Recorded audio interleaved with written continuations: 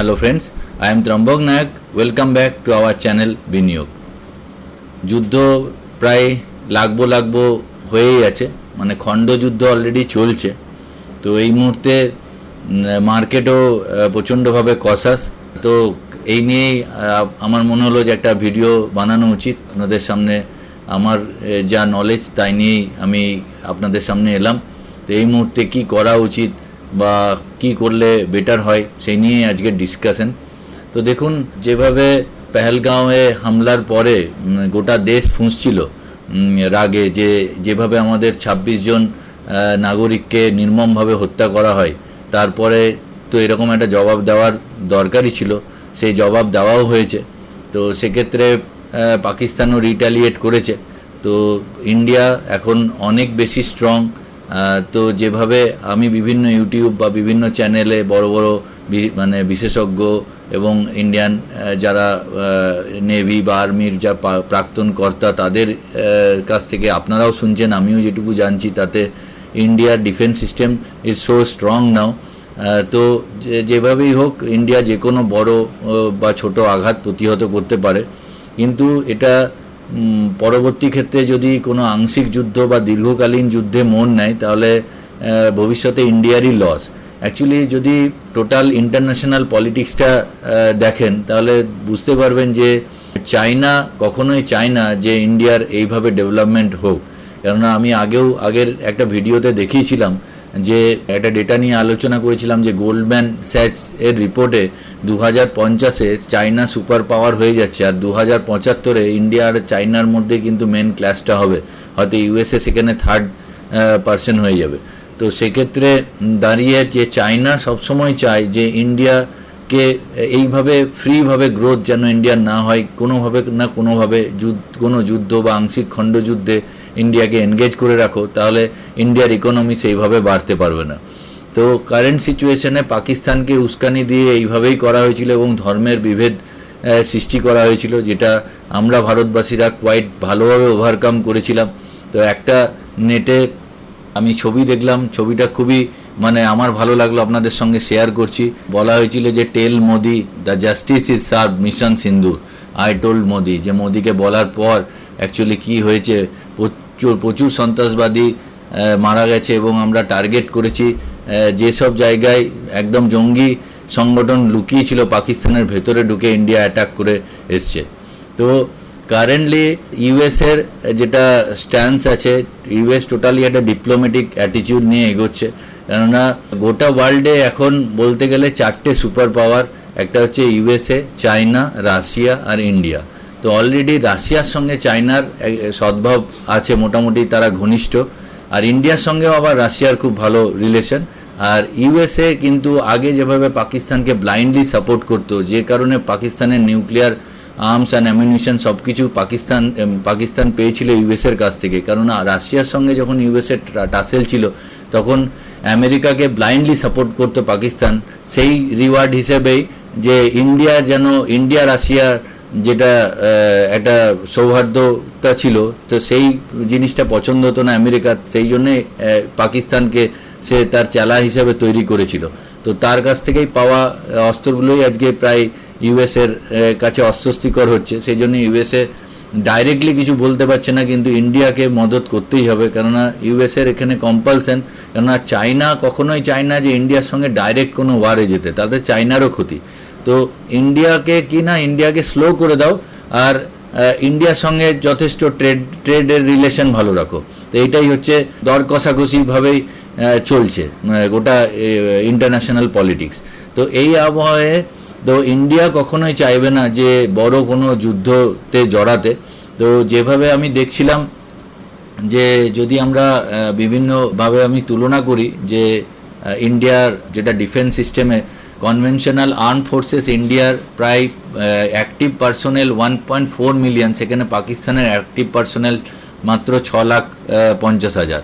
যেখানে ইন্ডিয়ার battle tanks আছে 4,500, পাকিস্তানের ব্যাটেল ট্যাঙ্কস আছে অনলি 2,400। ইন্ডিয়ার যদি এয়ারফোর্সে দেখা যায় 570টা আমাদের এয়ারক্রাফট আছে, সেখানে পাকিস্তানের কমব্যাট এয়ারক্রাফট আছে মাত্র 350। তো কোনোভাবেই কম্পারিজনে আসে না। নেভি তো ইন্ডিয়ান নেভি আর সো স্ট্রং, এয়ারক্রাফট আমাদের এয়ারক্রাফট ক্যারিয়ার্স আছে দুটো, যেখানে পাকিস্তানের কোনো এয়ারক্রাফট ক্যারিয়ার্সই নাই। এয়ারক্রাফট ক্যারিয়ার্স মানে এয়ারক্রাফটে আমরা বিভিন্ন যুদ্ধ বিমান নিয়ে গিয়ে ওখান থেকেই ডাইরেক্ট সমুদ্রের মাঝখান থেকেই লঞ্চ করতে পারি। সাবমেরিন আছে ইন্ডিয়ার কাছে 17টা, পাকিস্তানের কাছে মাত্র 9টা।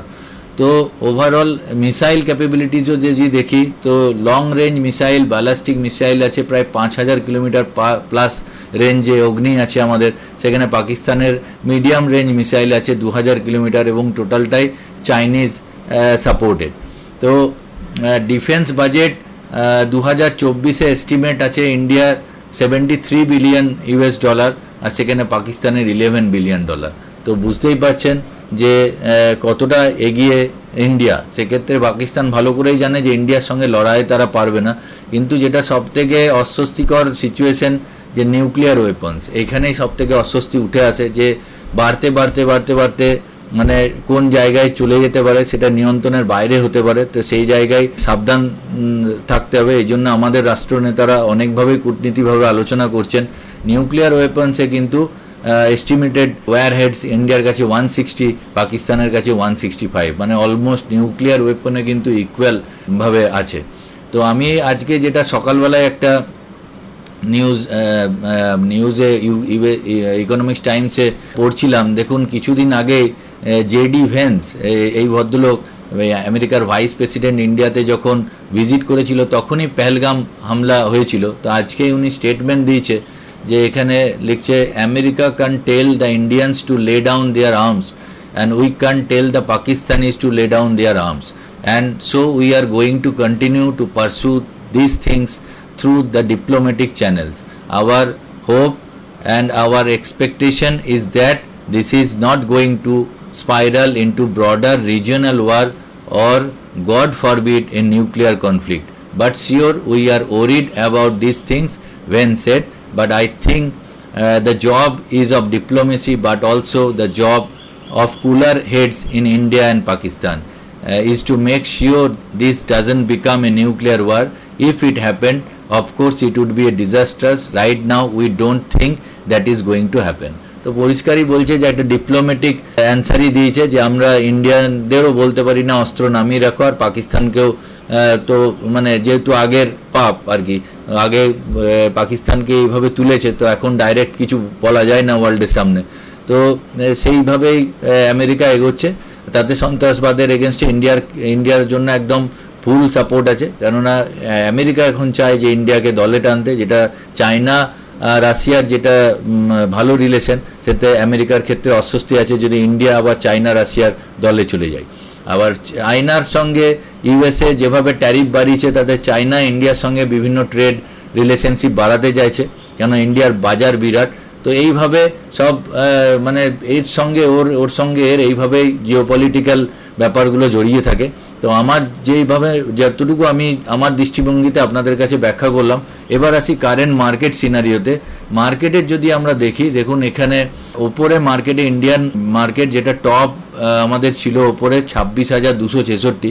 তো আমি আগের ভিডিওতেও বিভিন্নভাবে ডিসকাশন করেছি যে মার্কেট যেখানে ডাউন হয়ে গেছিলো, প্রায় 17% ডাউন হয়েছিল। আমি বারবার বলেছিলাম যে এটা 20% নেগেটিভ মার্কেট জোনের মধ্যে পড়ে। তো এখান থেকে 70% ডাউন হওয়ার পরে মার্কেটটা একটা ভালো র্যালি করে কামব্যাক করছিল। জাস্ট কামব্যাক করতে করতে প্রায় 13%-এর র্যালি ওপরে আমরা দেখেছিলাম।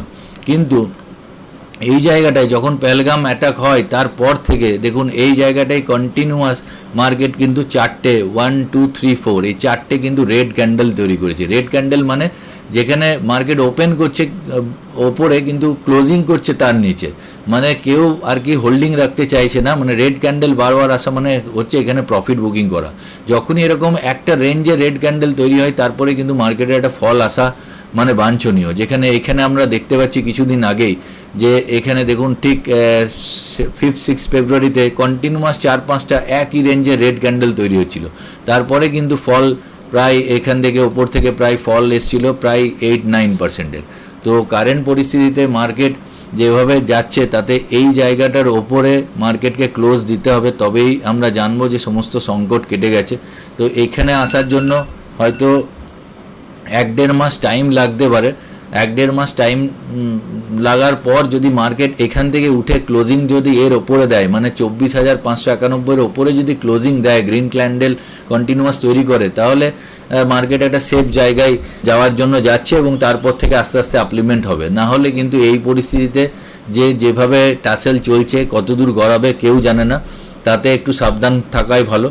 আমার পার্সোনাল ইনভেস্টমেন্ট যেভাবে আছে সেভাবেই আছে, কেন আমি জানি আমি লং টার্ম ইনভেস্টার, মানে long term investor plus long term trader. যে স্ট্র্যাটেজিতে আমি কিনেছি সেই স্ট্র্যাটেজিতেই আমি বিক্রি করব। যেখানে আমার মানে স্টক কেনা আছে বা মিউচুয়াল ফান্ডের ক্ষেত্রে তো আমি বলবো 15 বছর 10 বছর 15 বছরের জন্য মিউচুয়াল ফান্ড এর নিচে করাই উচিত নয়। লং টার্মের কথা ভাবুন যে লং টার্মে আপনাকে এখানে প্রফিট দেবে। এবার আসি, যদি আপনি ফ্রেশ ইনভেস্টমেন্ট করতে চান, ধরুন আপনার ইনভেস্টমেন্ট করা আছে 1 কোটি টাকা, আপনার কাছে হয়তো প্রত্যেক স্যালারি থেকে আপনি 50,000 টাকা করে বা 30,000 টাকা 20,000 টাকা যে যেমন পারেন এসআইপি করছেন, সেই এসআইপিগুলোকে কন্টিনিউ রাখুন, কিন্তু আপনার হাতে হয়তো 1-2 লাখ টাকা এসছে, যেটা আপনার টোটাল পোর্টফোলিও হয়তো 3-4%। সেই টাকাটা ইমিডিয়েট না করে আপনি একটু জাস্ট লেট করে যান, কেন ইমিডিয়েট যদি করেন তাহলে যদি মার্কেট এখান থেকে আবার ফল হয় 10-20%, যদি 10%ও যদি ফল হয়, আপনার হাতে তখন টাকা থাকবে না। আর অলরেডি যদি এখান থেকে বাউন্স ব্যাক করে তাহলে আপনার তো আপনি স্টে ইনভেস্টেড আছেন, তার উপরে আপনি রিটার্ন পাবেন। তো এই পরিস্থিতিতে একটু সাবধানতা অবলম্বন করে দেখাই ভালো আমার মনে হয়। হয়তো 1 মাস পরেই আশা করা যায় যে এরকম টেনশন আস্তে আস্তে মুক্ত হবে, কেন অলরেডি পাকিস্তান হচ্ছে একটা মানে খ্যাপা কুকুরের সঙ্গে তুলনা করাই ভালো, যে তাদের হারাবার কিছু নেই। এখন ইন্ডিয়া যদি এর মধ্যে ইন্ডালজ হয় তাহলে ইন্ডিয়ারই লস, সেটা ভারতের রাষ্ট্রনেতারা সবাই বোঝে, আমরাও বুঝি। তো এখানে আস্তে আস্তে আস্তে আস্তে অলরেডি বদলা আমরা নিয়ে ফেলেছি। যেগুলো যারা আমাদের ওপরে হামলা করেছে তাদের নির্মূল করে দেওয়া না হলেও মোটামুটি নির্মূল হয়ে গেছে। তো কারেন্টলি এই সিচুয়েশনে একটু ওয়েট অ্যান্ড ওয়াচ করাই ভালো। তো আমার ব্যক্তিগত মত এটাই ছিল। এই সময় বেশি মার্কেট না দেখে, বেশি নিউজ চ্যানেলও না দেখে, রিপিটেড নিউজ চ্যানেলে একই খবর না দেখে, অবশ্যই নিউজ চ্যানেল দেখা উচিত যে নাগরিক, সচেতন নাগরিক হিসেবে আমাদের কি করা উচিত না করা উচিত, গভর্নমেন্টের ইনস্ট্রাকশন হুবহু মানা উচিত। কিন্তু কন্টিনিউয়াসলি একই জিনিস বারবার দেখে অযথা নিজের টেনশন না বাড়িয়ে নিজের হেলথের ওপরে ফোকাস করা উচিত, নিজের পড়াশোনার ওপরে ফোকাস করা উচিত। এইরকম সিচুয়েশন নিশ্চয়ই কেটে যাবে, আগামী ভবিষ্যৎ আমাদের সবারই ভালো হবে। আজকের জন্য এটুকুই, পরের ভিডিওতে আবার দেখা হচ্ছে। জয় হিন্দ, জয় ভারত।